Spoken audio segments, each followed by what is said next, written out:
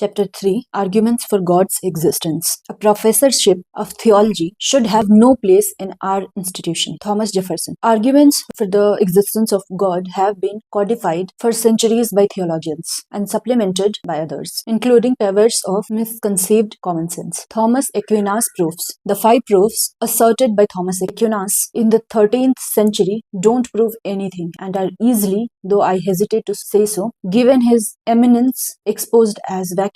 The first 3 are just different ways of saying the same thing, and they can be considered together. All involve an infinite regress. The answer to a question raises a prior question, and so on ad infinitum. First, the unmoved mover. Nothing moves without a prior mover. This leads us to a regress, from which the only escape is God. Something had to make the first move, and that's something we call God. Second, the uncaused cause. Nothing is caused by itself. Every effect has a prior cause, and again we are pushed back into regress. This has to be terminated by a first cause, which we call God. Third, the cosmological argument. There must have been a time where no physical things existed, but since physical things exist now, there must have been something non-physical to bring them into existence, and that's something we call God. All 3 of these arguments rely upon the idea of regress and invoke God to terminate it. They make the entirely unwarranted assumption that God himself is immune to the regress, even if we allow the dubious luxury of arbitrary conjuring up a terminator to an infinite regress and giving it a name simply because we need one. There is absolutely no reason to endue that terminator with any of the properties normally ascribed to God. Omnipotent, omniscience, goodness, creativity of design, to say nothing of such human attributes as listening to prayers, forgiving sins, and reading innermost thoughts. Incidentally, it has not escaped the notice of logicians that omniscience and omnipotence are mutually incompatible. If God is omniscient, he must already know how he is going to intervene to change the course of history using his omnipotence. But that means he can't change his mind about his intervention, which means he is not omnipotent. Karen Owens has captured this witty little paradox in equally engaging words. Can omniscient God, who knows the future, find the omnipotence to change his future mind, to return the infinite regress and the futility of invoking God to terminate it? It is more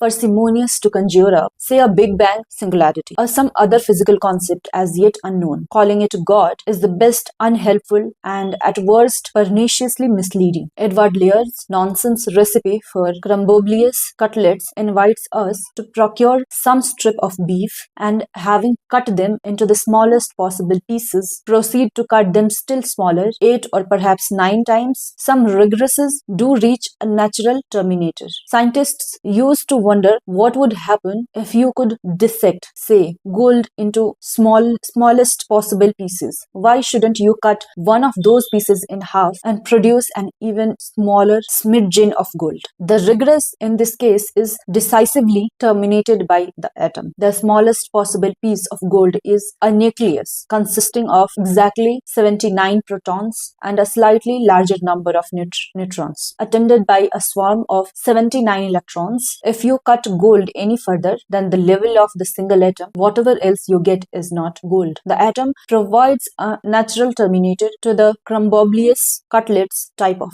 regress. It is by no means clear that God provides a natural terminator to the regress of Aquinas. That's putting it mildly, as we shall see later. Let's move on down Aquinas' list. 4th argument, the argument from degree. We notice that things in the world differ. There are degrees of, say, goodness or perfection, but we judge these degrees only by comparison with a maximum. Humans can be both good and bad, so the maximum goodness cannot rest in us. Therefore, there must be some other maximum to set the standard for perfection, and we call that maximum God. That's an argument. You might as well say people vary in smelliness, but we can make that the comparison only by reference to a perfect maximum of conceivable smelliness. Therefore, there must exist a preeminently peerless stinker, and we call him God, or substitute any dimension of comparison you like, and drive an equivalently fatuous conclusion. Fifth argument, the theological argument, or argument from design. Things in the world, especially living things, look as though they have been designed. Nothing that we know looks designed unless it is designed. Therefore, there must have been a design, and we call him God. Aquinas himself used the analogy of an arrow moving towards a target, but a modern heat-seeking anti-aircraft missile would have suited his purpose better.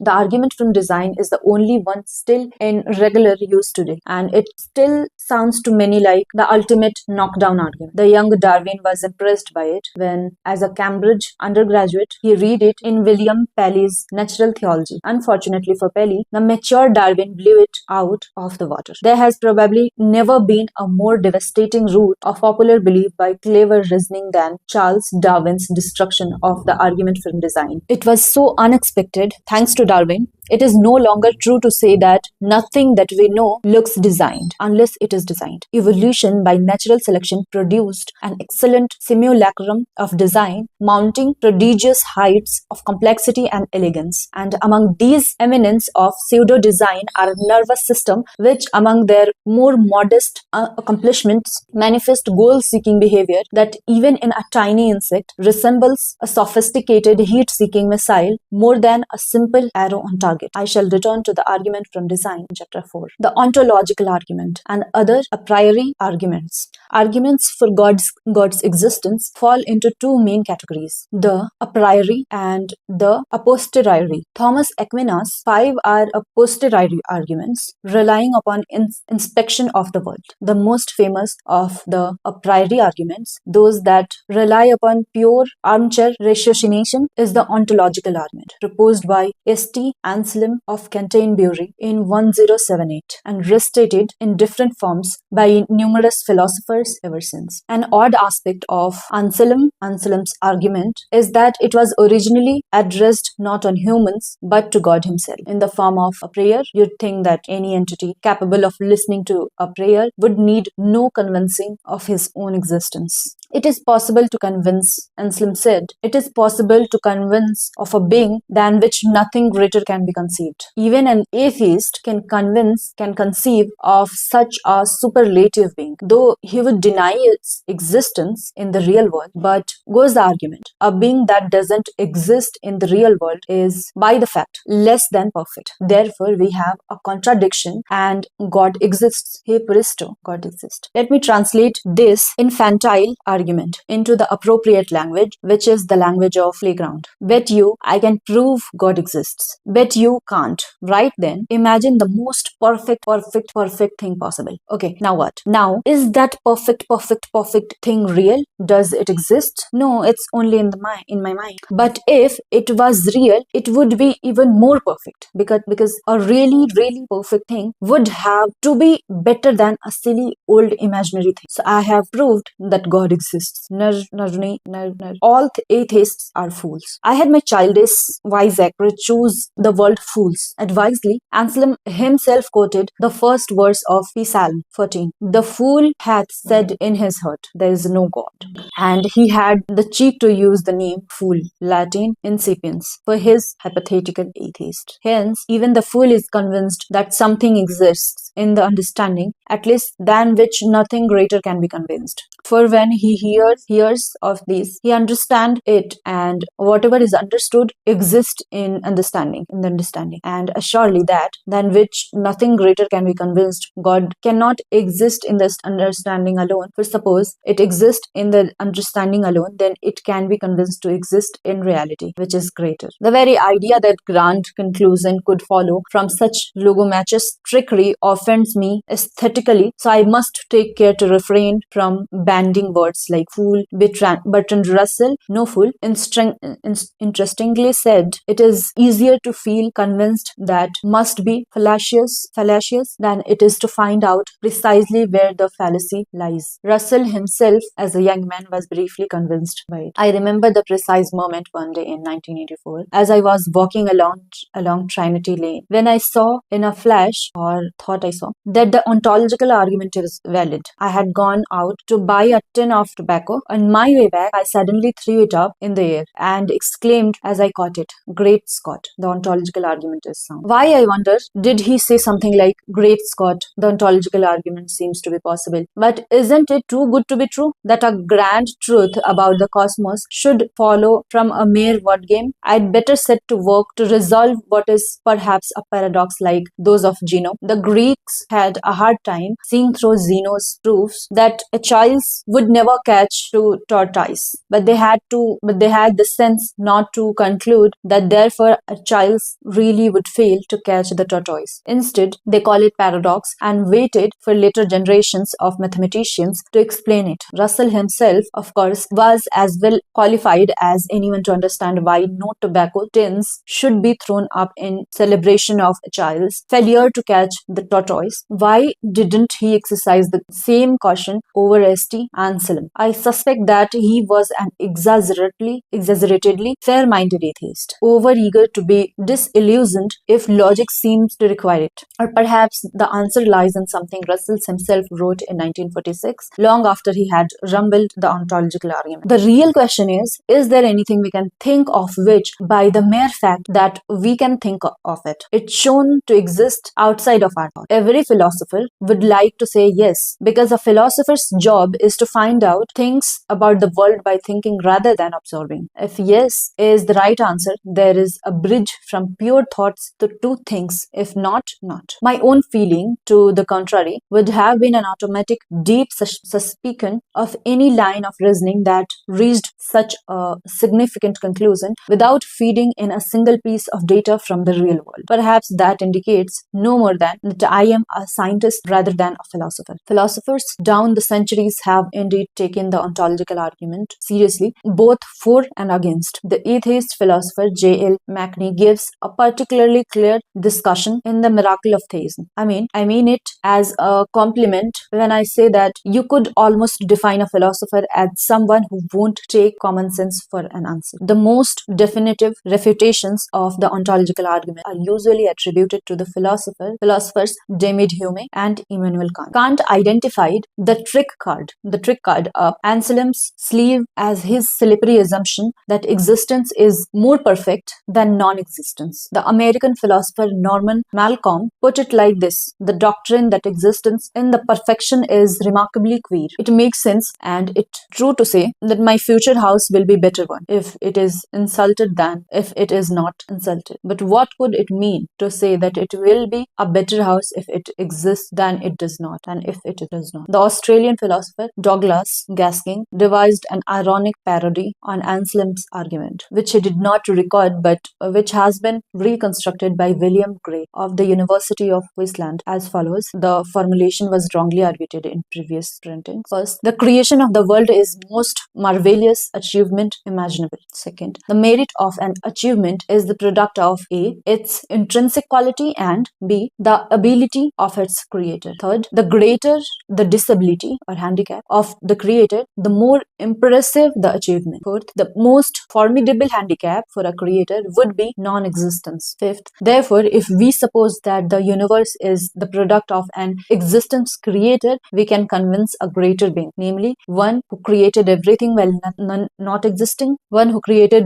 everything while not existing. Sixth, an existing God, therefore, would not be a being creator, being greater than which a greater cannot be conceived, because an even more formidable and incredible creator would be a God which did not exist. Ergo, 7. God does not exist. Needless to say, Gasking didn't really prove that God does not exist by the name token. Anselm didn't prove that he does. The only difference is Gasking was being funny on purpose, as he realized the existence or non-existence of a God is too big a question to be decided by dialectical prestidigitation. And I don't think the slippery use of existence as an indicator of perfection is the worst of the argument's problem. I have forgotten the details, but I once picked a gathering of theologians and philosophers by adapting the ontological argument to prove that pigs can fly. They felt the need to resort the modal logic to prove that I was wrong. The ontological argument, like a priori arguments for the existence of God, reminds me the old man is Aldous Huxley's point counter focal point who discovered a mathematical proof of existence of God. You know the formula, m over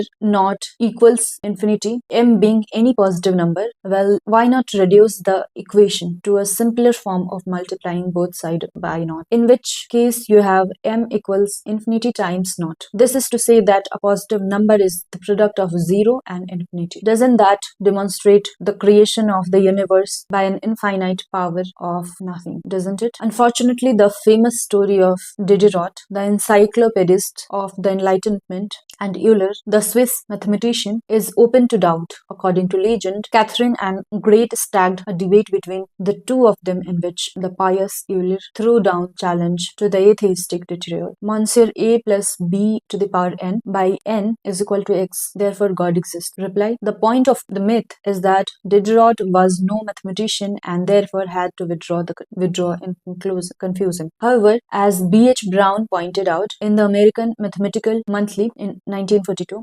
Diderot was actually rather a good mathematician and would have been unlikely to fall for what might be called the argument from blinding with science, in this case mathematics. David Miles in Atheist Universe transcribes a radio interviews of himself by a religious spokesman who invoked the law of conservation of mass energy in a widely ineffectual attempt to blind with science. Science, we are all composed of matter and energy. Doesn't that scientific principle lend credibility to a belief in eternal life? Miles replied more patiently and politely than I would have, for what the interviewer was saying, translated into English, was no more than, when we die, none of the atoms of our body and none of the energy are lost. Therefore, we are immortal. Even I, with my long experience, have never encountered wishful thinking as silly as that. I have, however, met many of the wonderful proofs collected at this link, a richy comic numbered list of over 300 proofs of God's existence. Here a hilarious half dozen,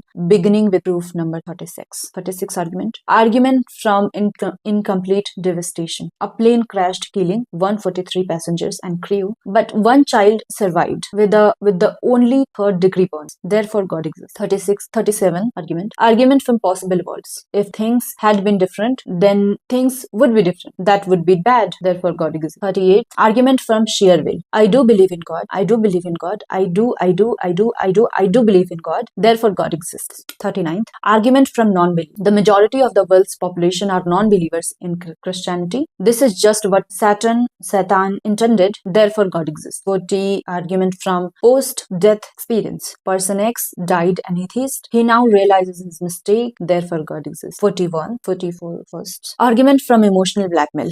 God loves you. How could you be so heartless as not to believe in him? Therefore God exists. The argument from beauty. Another character in Aldous Huxley novel just mentioned proved the existence of God by playing Beethoven's String Quarter number 15, a minor highlighter Dankgesang on a gramophone. Unconvincing as that sounds, it does represent a popular strand of argument. I have given counting the number of times I received the more or less truculent challenge. How do you account for Shakespeare? Then substitute Schubert, Michelangelo, etc. to test. The argument will be so familiar, I need not document it further, but the logic behind it is never spelled out, and the more you think about it, the more vacuous you realize it to be. Obviously, Beethoven's late quarter are sublime, so are Shakespeare's sonnets. They are sublime if God is there, and they are sublime if he is not. They do not prove the existence of God. They prove the existence of Beethoven and of Shakespeare. A great conductor is credited with saying, if you have Mozart to listen to, why would you need God? I once the guest of the week on a British radio show called Desert Island Disc. You have to choose the 8 record you would take if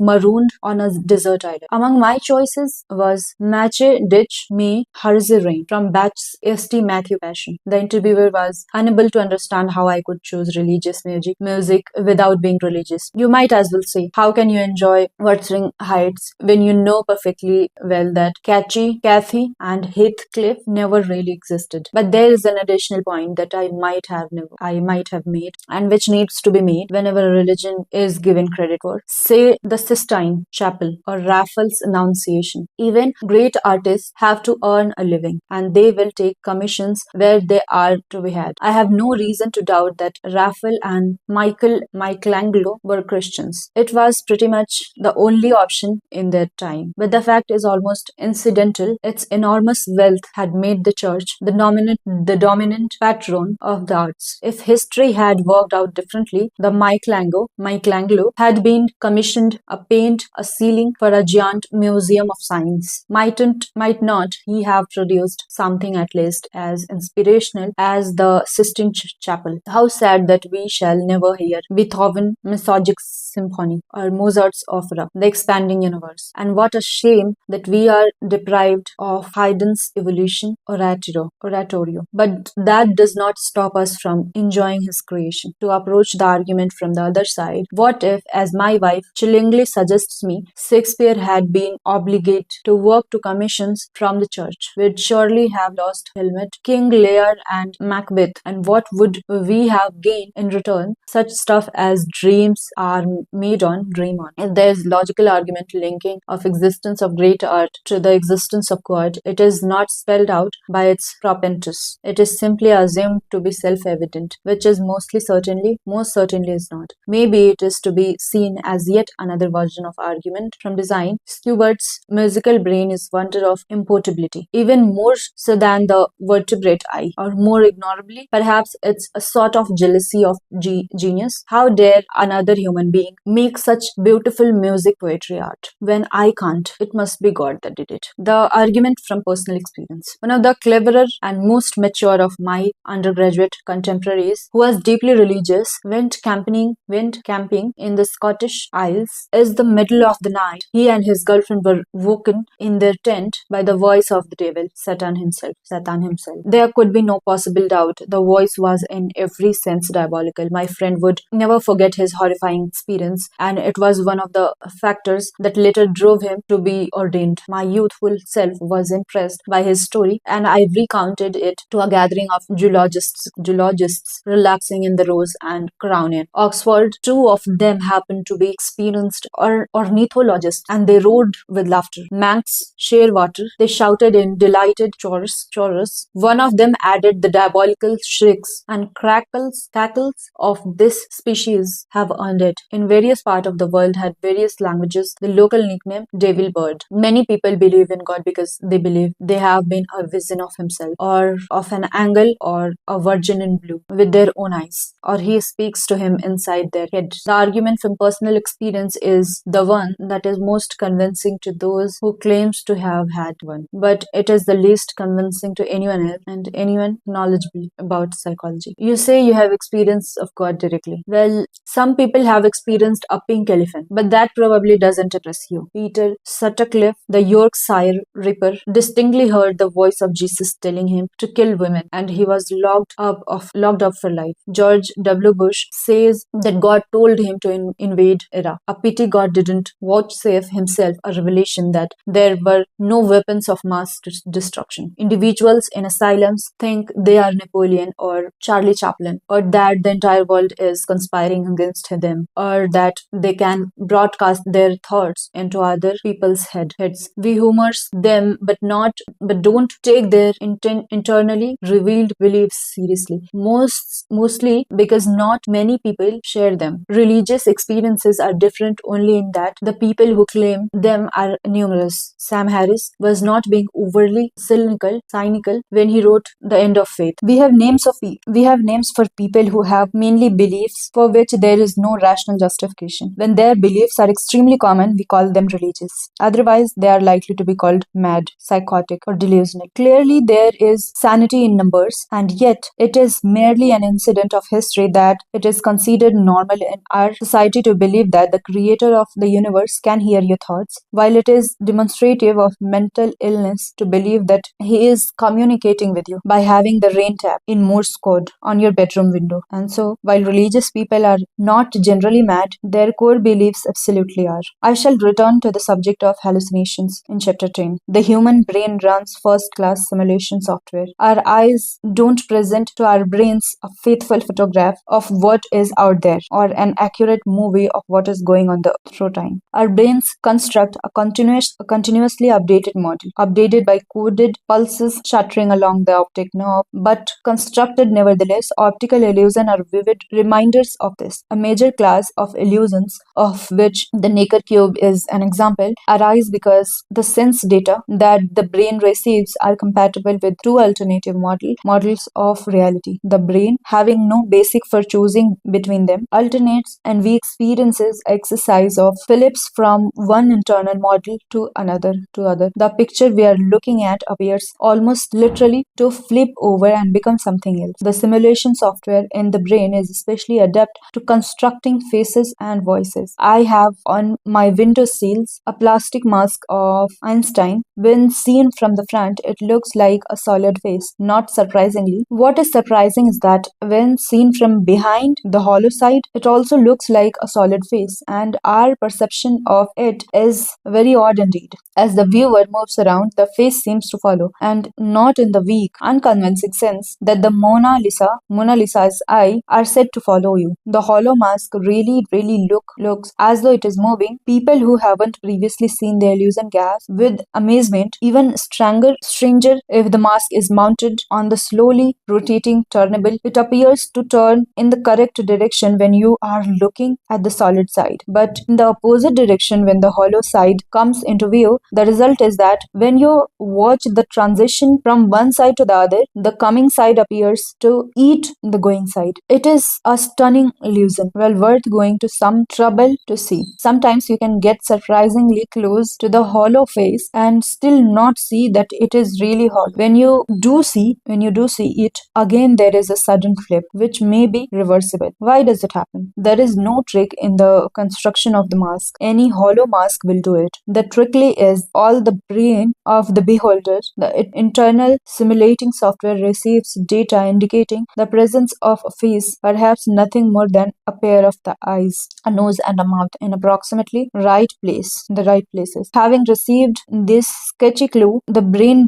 does the rest, and face simulation software kicks into action and it constructs a fully solid model of a face, even though the reality presented to the eyes is a hollow mask. The illusion of rotation in the wrong direction comes about because it is quite hard, but if you think it through carefully, you'll confirm it. Reverse rotation is the only way to make sense of the optical data when a hollow mask rotates while being perceived to be a solid mask. It is like the illusion of rotating radar dish that you sometimes see the airports. Until the brain flips to the correct model of the radar dish, an incorrect model is seen rotating in the wrong direction, but in a widely cocked eye way. I say all this just to demonstrate the formidable power of the brain's simulation software. It is well capable of constructing visions and visitations of the utmost vertical power. To simulate a ghost or an angel or a Virgin Mary would be child's play to software of this sophistication, and the same thing works for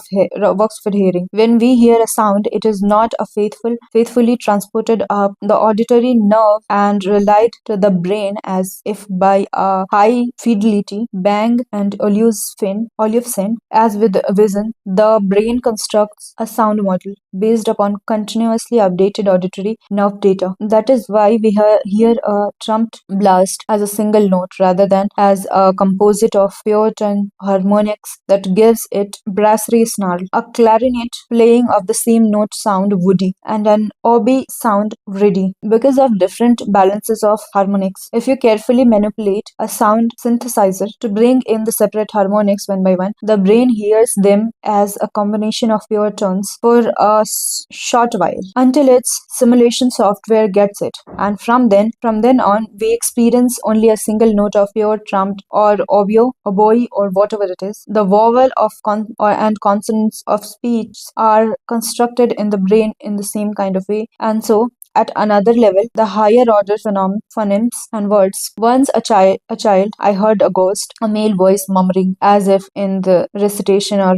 prayer. I could almost, but not quite, make out the words, which seemed to have a serious solemn timbre. I had been told stories of priest holes in the ancient houses, and I was a little frightened, but I go out of bed and crept up on the source of sound. As I got closer, I grew louder, and then suddenly it flipped inside my head. I was now close enough to discern what it really was. The wind gusting through a keyhole was creating sounds which the simulation software in my brain had used to construct a model of male speech solemnly intoned. Had I been a more impressionable child, is it possible that I would heard not just unintelligible speech but particular words and even sentences? And had I been both impressionable and religiously brought up, I wonder what words the wind might have spoken. On another occasion, when I was about the same age, I saw a giant round face gazing with unspeakable malevolence out through the window of an otherwise ordinary house in the seaside village. In trepidation, I approached until I was close enough to see what it really was. Just a vaguely face-like pattern created by the chance fall of a curtains. The face itself and its evil mien had been constructed in my fearful child's brain on 11 September 2001. Pious people thought they saw the face of Saturn in the smoke rising from the Twin Tower, a superstition backed by a photograph which was published on the internet and widely circulated. Constructing models in something the human brain is very good at. When we are asleep, it is called dreaming. When we are awake, we call it imagination. Or when it is exceptionally vivid, hallucination, as chapter 10 will show. Children who have imaginary friends sometimes see them clearly, exactly as if they were real. If we are gullible, we don't recognize hallucination or lucid dreaming for what it is, and we claim to have seen or heard a ghost or an angel or God, or especially if we happen to be young female Catholic, the Virgin Mary. Such visions and manifestations are certainly not good grounds for believing that ghosts or angels, gods or virgins are actually there. On the face of it, mass visions such as reports that 70,000 pilgrims at Fatima in Portugal in 1917 saw the sun tear itself from the heavens and come crashing down upon the multitude are harder to write off. It is not easy to explain how 70,000 people could share the same hallucination, but it is even harder to accept that it really happened without the rest of the world outside Fatima seeing it too, and not just seeing it but feeling it as a catastrophic destruction of the solar system, including acceleration forces sufficient to hurl everybody into space. David Hume's pithy test for a miracle comes irresistibly to mind. No testimony is sufficient to establish a miracle unless the testimony be of such a kind that its falsehood would be more miraculous than the fact which it endeavors to establish. It may seem improbable that 70,000 people could simultaneously be deluded or could simultaneously collude in the mass light, or that history is mistaken in recording that 70,000 people claimed to see the sun dance, or that they are simultaneously saw a mirage they had been persuaded to stare at the sun, which can't have done much for their eyesight. But any of those apparent improbabilities is far more probable than the alternative, that the Earth was suddenly yanked sideways in its orbit and the solar system destroyed with nobody outside Fatima noticing. I mean, Portugal is not that isolated. That is really all that needs to be said about personal experiences of gods or other religious phenomena. If you've had such an experience, you may well find yourself believing firmly that it was real. But don't expect the rest of us to take your word for it, specifically if we have the slightest familiarity with the brain and its powerful workings. The argument from scripture. There are still some people who are persuaded by scriptural evidence to believe in God. A common argument attributed among others to C.S. Lewis, who should have known better, states that since Jesus claimed to be the Son of God, he must have been either right or else insane or a liar, mad, bad, or God, or with artless alliteration, lunatic, liar, or Lord. The historical evidence that Jesus claimed any sort of divine status is minimal, but even if the evidence were good, the trilemma on offer would be ludicrously inadequate. A fourth possibility, almost too obvious to need mentioning, is that Jesus was honestly mistaken. Plenty of people are. In any case, as I said, there is no God historical evidence that he ever thought he was divine. The fact that something is written down is persuasive to people not used to asking questions like who wrote it and when. How did they know what to write? Did they, in their time, really mean what we, in our time, understand them to be saying? Were they unbiased observers, or did they have an agenda that colored their writing? Ever since the 19th century, scholarly theologians have made an overwhelming case that the Gospels are not reliable accounts of what happened in the history of the real world. All were written long after the death of Jesus, and also after the epistles of Paul, which mention almost none of the alleged facts of Jesus' life. All were then copied and recopied through many different Chinese whispers generations. See chapter 5 for that. By fallible scribes who in any case had their own religious agendas.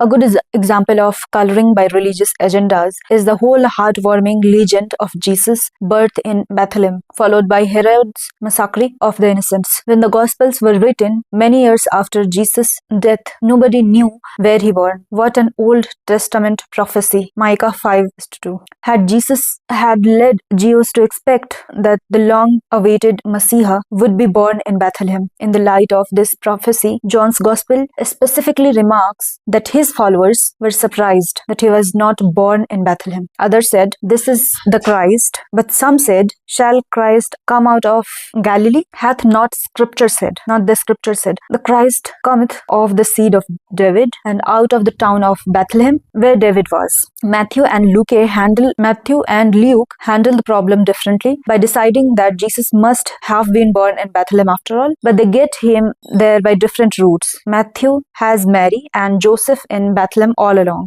moving to Nazareth only long after the birth of Jesus, and their return from Egypt, where they fled from King Herod and the massacre of the innocents. Luke, by contrast, acknowledges that Mary and Joseph lived in Nazareth before Jesus was born. So how to get them to Bethlehem at the crucial moment in order to fulfill the prophecy? Luke says that in the time when Cyrenius or Quirinius were governor of Syria, Caesar Augustus declared a census for taxation purposes, and everybody had to go to his own city. Joseph was of the house and lineage of David, and therefore he had to go to the city of David, which is called Bethlehem. That must have seemed like a good solution, except that historically it is complete nonsense, as are N. Wilson in Jesus, and Robin Lane Fox in the unauthorized version, among others, have pointed out. David, if he existed, lived nearly 1,000 years before Mary and Joseph. Why on earth would the Romans have required Joseph to go to the city where a remote ancestor had lived a millennium earlier? It is as though I were required to specify, say, Ashby de la Jauch as my hometown on a census form, if it happened that I could trace my ancestry back to the Seigneur de Dawkins, who came over with William a Conqueror and settled there. Moreover, Luke screw up his dating by tactlessly mentioning events that historians are capable of independently checking. There was indeed a census under Governor Quirinius, a local census, not one declared by Caesar Augustus for the empire as a whole, but it happened too late, in AD 6, long after Herod's death. Lane Fox concludes that Luke's history is historically impossible and internally incoherent. but he sympathizes with Luke's plight and his desire to fulfill the prophecy of Micah. In the December 2004 issue of Free Inquiry, Tom Flynn, and the editor of that excellent magazine, assembled a collection of articles documenting the contradictions and gaping holes in the well-loved Christmas story. Flynn himself lists many contradictions between Matthew and Luke, the only two evangelists who treat the birth of Jesus at all. Robert Gilloy shows how all the essential features of the Jesus legend, including the star in the east, the virgin birth, the veneration of the baby by kings, the miracles, the execution, the resurrection, and the ascension are borrowed. Every last one of them from other other religions already in existence in the Mediterranean and Near East region. Flynn suggests that Matthew's desire to fulfill messianic prophecies descent from David, birth in Bethlehem, for the benefit of Jewish reader came into headlong collision with Luke's desire to adapt Christianity for the Gentiles, and hence to press the familiar hot button of pagan, Hellenistic religions, virgin birth, worship by kings, etc. The resulting contradictions are glaring but consistently overlooked by the faithful. Sophisticated Christians do not need era Gershwin to convince them that the things that you are liable to read in the Bible, it is not necessarily so. But there are many unsophisticated Christians out there who think it absolutely is necessarily so, who take the Bible very seriously indeed as a literal and accurate record of history, and hence as evidence supporting their religious beliefs. So do these people never open the book that they believe is the literal truth? Why don't they notice those glaring contradictions? Shouldn't a literalist worry about the fact that Matthew traces Joseph's descent from King David via 28 intermediate generations, while Luke has 41 generations? Worse, there are almost no overlap in the names on the two lists.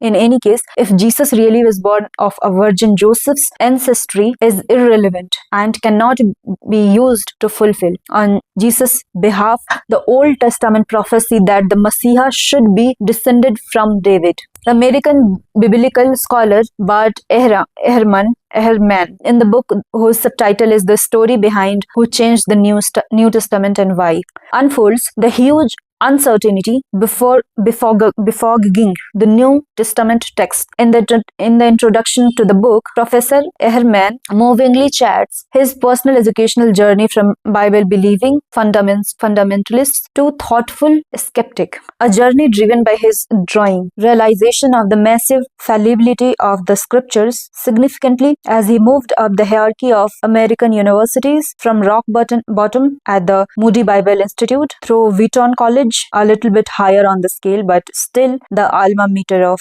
Billy Graham, to Princeton Theological Seminary, he was at every step warned that he would have trouble maintaining his fundamentalist Christianity in the face of dangerous progressivism. So it proved, and we, his readers, are the beneficiaries. Other refreshingly iconoclastic books of biblical criticism are Robin Rain Fox's The Unauthorized Version, already mentioned, and Jacques Berliner Bau's The Secular Bible, Why Non-Believers Must Take Religion Seriously. The four Gospels that made it into the official canon were chosen, more or less arbitrarily, out of larger sample of the least a dozen, including the Gospel of Thomas, Peter, Nicodemus, Phillips, Bartholomew, and Mary Magdalene.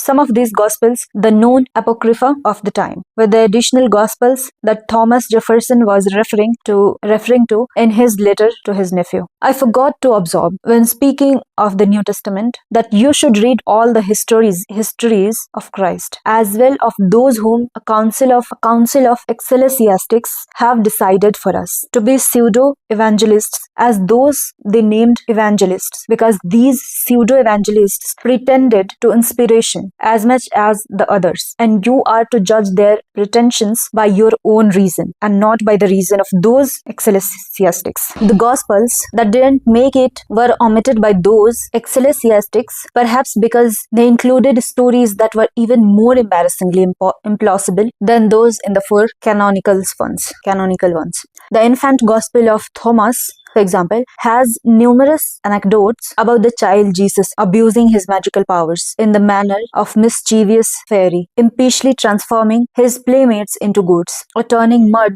into sparrows, or giving his father a hand with the carpentry by miraculously lengthening a piece of wood. It will be said that nobody believes crude miracle stories such as those in the Gospel of Thomas anyway, but there is no more and no less reason to believe the four canonical Gospels. All have the status of legends, as factually dubious as the stories of King Arthur and his Knights of the Round Table. Most of what four canonical Gospels share is derived from a common source, either Mark's Gospel or a lost work of which Mark is the earliest extant descendant. Nobody knows who the four evangelists were, but they almost certainly never met Jesus personally. Much of what they wrote was in no sense an honest attempt at history, but was simply rehearsed from the Old Testament, because the Gospel makers were devoutly convinced that the life of Jesus must fulfill Old Testament prophecies. It is even possible to mount a serious, though not widely supported, historical case that Jews never lived at all, as has been done by, among others, Professor G.A. Wells of the University of London in the number of books, including Did Jesus Exist? Although Jesus probably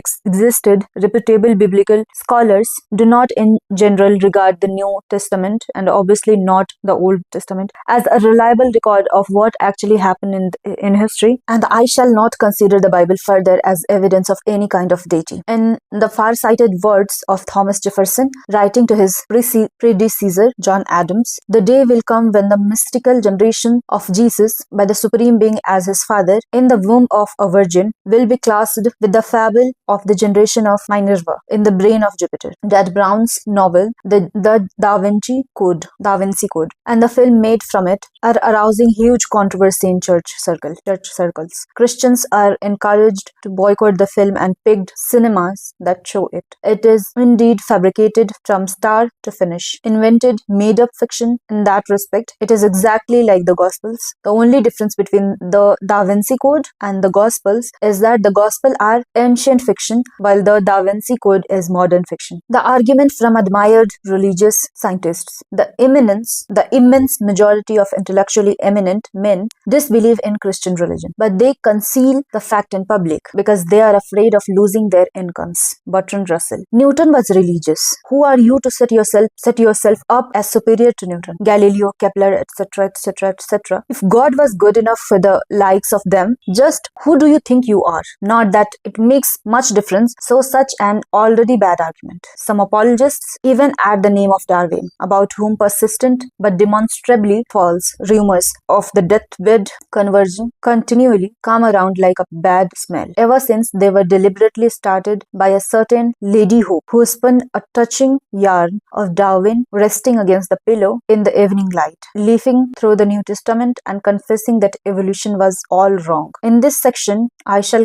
concentrate mostly on scientists because for reasons that are perhaps not too hard to imagine. Those who trot out the names of admired individuals as religious examples very commonly choose scientists. Newton did indeed claim to be religious. So did almost everybody until significantly, I think, the 19th century, when there was less social and judicial pressure than in earlier centuries to profess religion and more scientific support for abandoning it. There have been exceptions, of course, in both directions. Even before Darwin, not everybody was a believer. As James Hott shows in his 2000 Years of Disbelief, famous people with the courage to doubt, and some distinguished scientists went on believing after Darwin. We have no reason to doubt Miracle Fraday's sincerity as a Christian, even after the time when he must have known of Darwin's work. He was a member of the Sandemanian sect, which believed they are now virtually extinct. They believed in the literal interpretation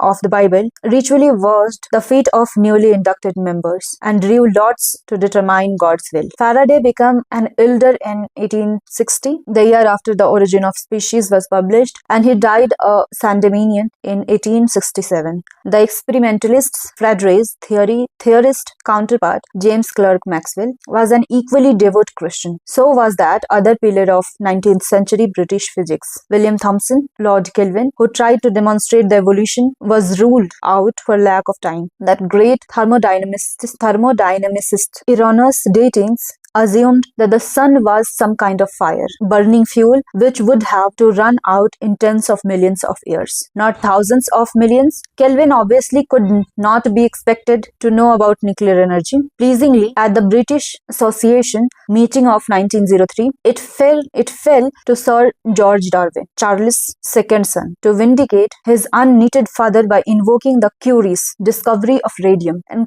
confound the earlier estimate of the still living Lord Kelvin. Great scientists who profess religion become harder to find through the 20th century, but they are not particularly rare. I suspect the most of the more recent ones are religious only in the Einsteinian sense, which I argued in the chapter 1, as a misuse of the word. Nevertheless, there are some genuine specimens of good scientists who are sincerely religious in the full traditional sense. Among contemporary British scientists, the same three names crop up with the likable familiarity of senior partner in a firm of Dickensian lawyers, Peacock, Stannard, and Polkinghorne. All three have either won the Templeton Prize or are on the Templeton Board of Trustees. After amicable discussion with all of them, both in public and in private, I remain baffled not so much by their belief in a cosmic lawgiver of some kind as by their belief in the details of Christian religion, resurrection, forgiveness of sins, and all. There are some corresponding examples in the United States. For example, Francis Collins, administrative head of the American branch of the official Human Genome Project. But as in Britain, they stand out for their rarity and are a subject of assumed bafflement to their peers in the academic community. In 1996, in the gardens of his old college at Cambridge, Clare, I interviewed my friend Jim Weston, founding genius of the Human Genome Project, for a BBC television documentary that I was making on Gregor Mendel, founding genius of genetics itself. Mendel, of course, was a religious man, an Augustinian monk, but that was in the 19th century, when becoming a monk was the easiest way for the young Mendel to pursue his science. For him, it was the equivalent of a research grant. I asked Watson whether he knew many religious scientists today. He replied, virtually none. Occasionally I meet them and I'm a bit embarrassed, laughs, because I can't believe anyone accepts truth by revelation.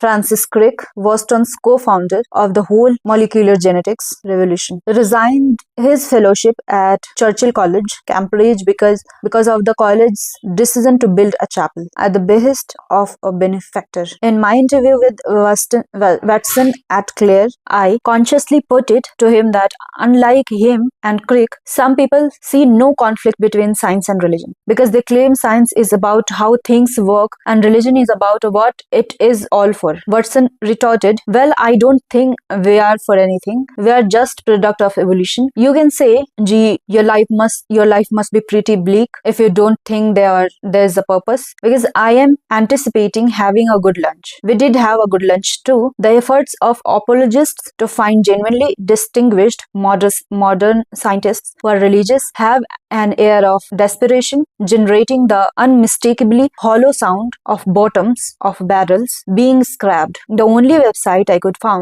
find that claimed to list Nobel Prize winning scientific Christians came up with 6 out of total of several hundred scientific Nobelists. Of these 6, it turned out that 4 were not Nobel Prize winners at all, and at least one, to my certain knowledge, is a non-believer who attends church for purely social reasons. A more symmetric study by Benjamin Bate Halahmi found that among Nobel Prize laureates in the science as well as those in literature, there was a remarkable degree of irreligiosity as compared to the populations they came from. A study in the leading journal Nature by Larson and Witham in 1998 showed that of those American scientists considered eminent enough by their peers to have been elected to the National Academy of Sciences, equivalent to being a fellow of the Royal Society in Britain. Only about 7% believe in a personal God. This overwhelming preponderance of atheists is almost the exact opposite of the profile of American population at large, of whom more than 90% are believers in some sort of supernatural being. The figure for less eminent scientists not elected to the National Academy is intermediate. As with the more distinguished sample, religious believers are in the minority, but a less dramatic minority of about 40%. It is completely as I would expect that American scientists are less religious than the American public generally,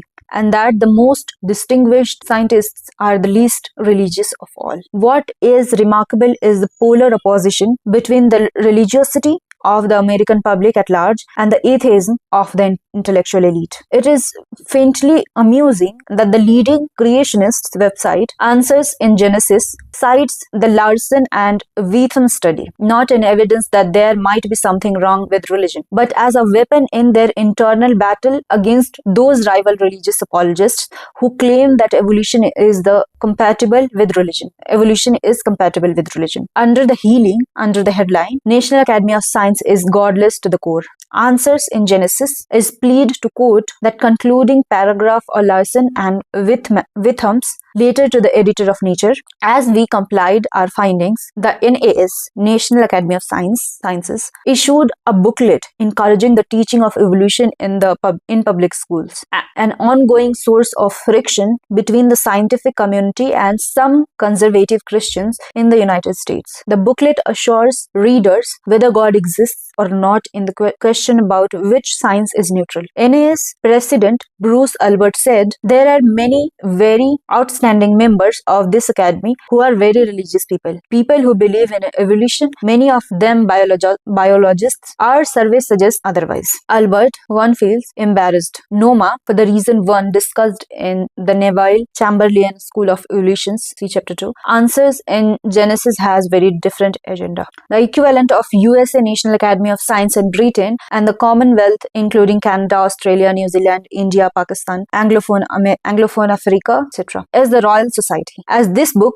goes to press, my colleagues are Elizabeth Cornwell and Michael Stirrat at writing up their comparable but more thorough research on the religious opinions of the Fellow of Royal Society (FRS). The author's conclusion will be published in full later, but they have kindly allowed me to quote preliminary results here. They used a standard technique for scaling opinion, the Likert type 7-point scale. All 1074 followers of the Royal Society who poses an email address, the great majority, were polled, and about 23% responded, a good figure of kind of study. They were offered various propositions. For example, I believe in a personal God, that is one who takes an interest in individuals, hears and answers prayers, is concerned with the sin and transgressions, and passes judgment. For each such proposition, they were invited to choose a number from 1 strong disagreement to 7 strong agreement. It is a little hard to compare the results directly with the Larson and Witham study, because Larson and Witham offered their academicians only a 3-point scale, not a 7-point scale. But the overall trend is the same. The overwhelming majority of FRS, like the overwhelming majority of US academicians, are atheists. Only 3.3% of the follow agreed strongly with the statement that a personal God exists, chose 7 on the scale, while 78.8% strongly disagreed, chose 1 on the scale. If you define believers as those who choose 6 or 7, and if you define unbelievers as those who choose 1 or 2, there were a massive 213 believers and a mere 12 believers. 213 unbelievers and mere 12 believers. Like Larson and Witham, and as also noted by Beith Halamy as Argyle, Cornwell and Stirrat found a small but significant tendency of biological scientists to be even more atheistic than physical scientists. For the details and all the rest of their very interesting conclusion, please refer to their own paper when it is published. Moving on from the elite scientists of the National Academy and the Royal Society, is there any evidence that in the population at large, atheists are likely to be drawn from among the better educated and more intelligent? Several research studies have been published on the statistical relationship between religiosity and educational level. The religiosity and IQ. Michael Shermer is in How We Believe, the Search for God, God in an age of science. Describe a large survey of randomly chosen Americans that he and his colleague Frank Soloway carried out. Among their many interesting results was the discovery that religiosity indeed negatively correlated with education. More highly educated people are less likely to be religious. Religiosity are also negatively correlated with the interest in science and strongly with political liberalism. None of this is surprising, nor is the fact that there is a positive correlation between religiosity and parents' religiosity. There is a positive correlation between religiosity and parents' religiosity. Sociologists studying British children have found that only about 1 in 12 break away from their parents' religious beliefs. As you might expect, different researchers measure things in different ways, so it is hard to compare between the studies. Meta-analysis is the technique whereby an investigator looks at all the research papers that have been published on a topic and count up the number of papers that have concluded one thing versus the number of papers that have concluded something else. On the subject of religion and IQ, the only meta-analysis known to me was published by Paul Bell in Mensa magazine in 2002. Mensa is the Society of Individuals with a High IQ, and their journal, not surprisingly, included article on the one thing that draws them together. Bell concluded, of 43 studies carried out since 1927 on the relationship between religious belief and one's intellectual and or educational level, all but 4 found an inverse connection. That is, the higher one's intelligence or education level, the less is likely to be religious or hold beliefs of any kind. A meta-analysis is almost bound to be less specific than any one of the studies that contributed to it. It would be nice to have more studies along these lines, as well as more studies of the member of elite bodies such as other national academies and winners of major prizes and medals such as the Nobel and the Crawford and the Field, the Kyoto, the Cosmos and others. I hope that future editions of this book will include such data. A reasonable conclusion from existing studies is that religious apologists might be wise to keep quieter than they habitually do on the subject of admired role models, at least where scientists are concerned. Pascal's Weger, the great French mathematician Blaise Pascal, reckoned that however long the odds against God's existence might be, there is an even larger asymmetry in the penalty for guessing wrong. You'd better believe in God, because if you are right, you stand to gain eternal bliss, and if you are wrong, it won't make any difference anyway. On the other hand, if you do not believe in God and you turn out to be wrong, you get eternal damnation. Whereas if you are right, it makes no difference. On the face of it, the decision is no-brainer. Believe in God. There is something distinctly odd about the argument, however. Believing is not something you can decide to do as a matter of policy. At least, it is not something I can decide to do as an act of will. I can decide to go to church, and I can decide to recite and Neen's creed, and I can decide to swear on a stack of Bible, and I believe every word inside them. But none of that can make me actually believe it if I don't. Pascal's Weger could only ever be an argument for beginning belief in God, and the God that you claim to believe in had better not be of the omniscient kind, or he'd see through the deception. The ludicrous idea that believing is something you can decide to do is deliciously mocked by Douglas Adams in Dirk Gently's Holistic Detective Agency, where we meet the robotic electric monk, a labor-saving device that you buy to do your believing for you. The Deluxe model is advertised as capable of believing things they wouldn't believe in Salt Lake City. But why, in any case, do we so readily accept the idea that the one thing you must do if you want to please God is believe in them? What's so special about believing? Isn't it just as likely that God would reward kindness or generosity or humility or sincerity? What if God is a scientist who regards honest seeking after truth as the supreme virtue? Indeed, wouldn't the designer of the universe have to be a scientist? Bertrand Russell was asked what he would say if he died and found himself confronted by God, demanding to know why Russell had not believed in him. Not enough evidence. God, not enough evidence. Was Russell's, I almost said immortal? Reply might not God respect Russell for his courageous skepticism, let alone for the courageous pacifism that landed him in prison in the First World War, far more than he would respect Pascal for his cowardly bet-hedging. And while we cannot know which way God would jump, we don't need to know in order to refute Pascal's wager. We are talking about a bet, remember? And Pascal was not claiming that his wager enjoyed anything but a very long odds. Would you bet on God's valuing dishonestly faked belief or even honest belief over honest skepticism? Then again, suppose the God who confronts you when you decide turn out to be a Baal, and suppose Baal is just as jealous as his old rival Yahweh was said to be. Might not Pascal have been better off wagering on no God at all rather than on the wrong God? Indeed, doesn't the sheer number of potential gods and goddesses on whom one might bet vitiate Pascal's whole logic? Pascal was probably joking when he promoted his wager, just as I am joking in my dismissal of it. But I have encountered people, for example in the question session after a lecture, who have seriously advanced Pascal's wager as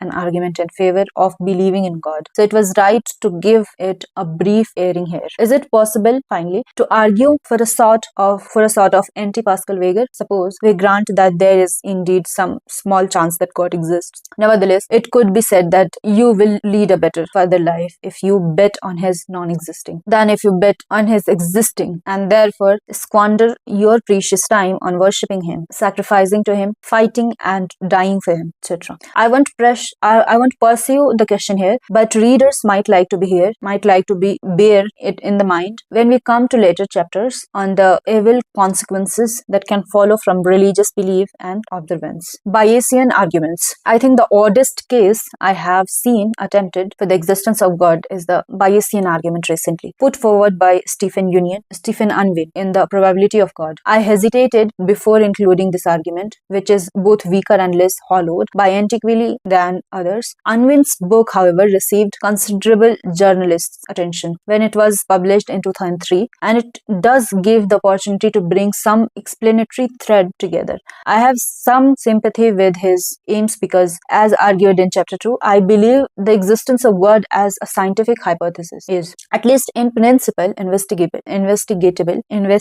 Also, Unwin's quixotic attempt to put a number on the probability is quite agreeably funny. The book's subtitle, A Simple Calculation That Proves the Ultimate Truth, has all the hallmarks of a late edition by the publisher, because such overwhelming confidence is not to be found in Unwin's text. The book is better seen as a how-to manual, a sort of bias theorem for dummies, using the existence of God as a semi-facious case study. Unwin could equally well have used a hypothetical murder as his test case to demonstrate Bayes' theorem. The detective marshals the evidence. The fingerprints on the revolver point to Mrs. Peacock quantify the suspicion by slapping a numerical likelihood on her. However, Professor Plum had a motive to frame her, reduce the suspicion of Mr. Peacock by the corresponding numerical value. The forensic evidence suggests a 70% likelihood that the revolver was fired accurately from a long distance, which argue for a culprit with military training. Quantify our raised suspicion of colonel Mustard. The Reverend Green has the most plausible motive for murder. In case our numerical assessment of his likelihood,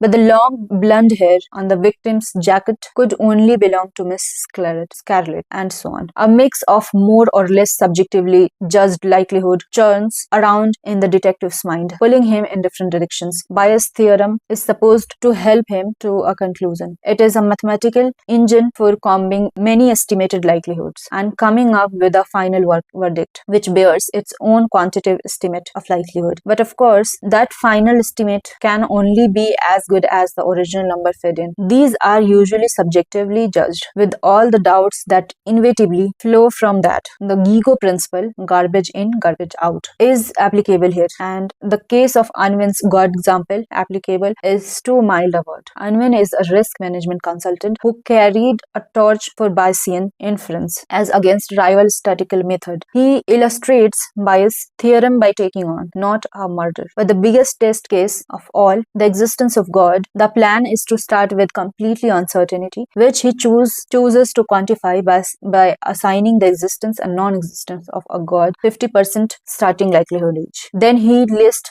6 facts that might bear on the matter, puts a number weighting on each, feeds the 6 numbers into the engine of Bayes' theorem and sees what number pops out. The trouble is that to repeat, the 6 weightings are not measured quantities, but simply Stephen Unwin's own personal judgments, turned into numbers for the sake of the existence. The 6 facts are: first, we have a sense of goodness. Second, people do evil things, like Hitler, Stalin, Saddam Hussein. Third, nature does evil things, like earthquakes, tsunamis, hurricanes. Fourth, there might be minor miracles. I lost my keys and found them again. Fifth, there might be major miracles. Jesus might have risen from dead. Sixth, people have religious experiences. For what it is worth, nothing in my opinion. At the end of a ding-dong Bayesian race in which God surges ahead in the beating, then drops way back, and the clouds his way up the 50% mark from which he started, he finally ends up enjoying, in Unwin's estimation, a 67% likelihood of existence. Unwin then decided that his Bayesian verdict of 67% isn't high enough. So he takes the bizarre step of boosting it to 95% by an emergency injection of faith. It sounds like a joke, but that really is how he proceeds. I wish I could say how he justifies it, but there really is nothing to say. I have met this kind of absurdity elsewhere when I have challenged religious but otherwise intelligent scientists to justify their beliefs given their mission, and there is no evidence. I admit that there is no evidence. There is a reason why it is called faith. This last sentence, uttered with almost truculent conviction and no hint of apology or defensiveness. Surprisingly, Unwin's list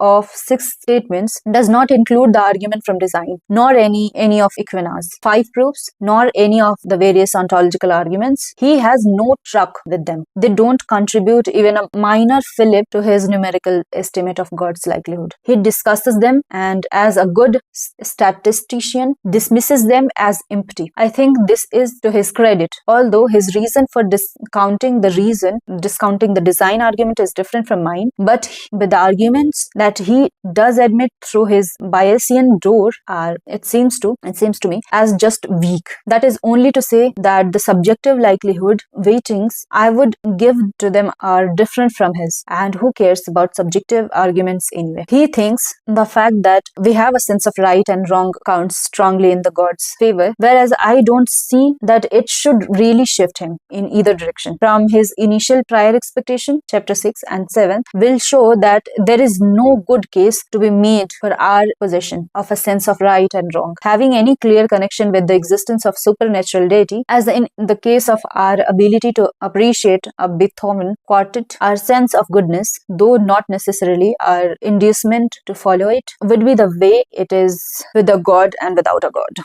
On the other hand, Unwin thinks the existence of evil, especially natural catastrophes such as earthquakes and tsunamis, counts strongly against the likelihood that God exists. Here, Unwin's judgment is opposite to mine, but goes along with many uncomfortable theologians. Theodicy, the vindication of divine providence in the face of existence of evil. Theodicy keeps theologians awake at night. The authoritative Oxford Companion to Philosophy gives the problem of evil as the most powerful objection to traditional theism, but it is an argument only against the existence of a good God. Goodness is no part of the definition of God hypothesis, mere desirable add-on. Admittedly, people of theological bent are often chronically incapable of distinguishing what is true from what they'd like to be true. But for a more sophisticated believer in some kind of supernatural intelligence, it is childishly easy to overcome the problem of evil. Simply postulate a nasty God such as the one who stalks every page of the Old Testament, or if you don't like that, invent a separate evil God. Call him Satan,